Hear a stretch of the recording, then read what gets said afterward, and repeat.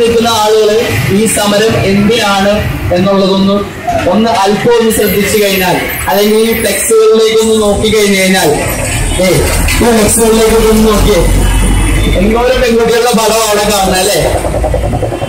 ഈ ഫ്ലെക്സുകളൊന്ന് നോക്കിയേ, എന്തോരം പെൺകുട്ടികളുടെ പടം അവിടെ കാണുന്നത് അല്ലേ? നമ്മുടെ വീട്ടിലില്ലേ പെൺകുട്ടികള്? നമുക്കൊരു അമ്മ, നമുക്കൊരു പെങ്ങന്മാര്, നമുക്കും ഒരു ഭാര്യയില്ലേ? ചിന്തിക്കേണ്ട ഒരുപാട് വസ്തുതകളുണ്ട്. ഒരു 2 മിനിറ്റ് ഈ പോസ്റ്റ് കാർഡിന് വേണ്ടി നിങ്ങൾ ചെലവഴിച്ചു കഴിഞ്ഞാൽ നിങ്ങളുടെ അഭിപ്രായം, ഇത്തരത്തിലുള്ള കുറ്റകൃത്യങ്ങൾ ചെയ്യുന്നവരെ എന്ത് ചെയ്യണം? ഗോവിന്ദസ്വാമിയെ പോലെ ഈ ബിരിയാണി നെയ്ച്ചോറും കൊടുത്താൽ മാത്രം മതിയോ?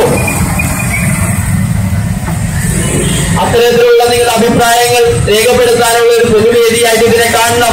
ഈ പോസ്റ്റ് കാർഡ് നിങ്ങൾ എഴുതണം.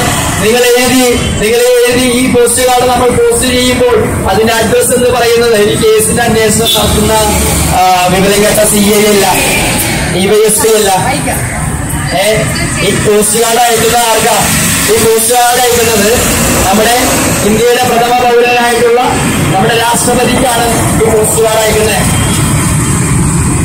അപ്പോ ഞാൻ പറഞ്ഞു വരുന്ന ഒരു കാര്യം എന്തെന്ന് വെച്ചാൽ, നാളിതുവരെയായിട്ടും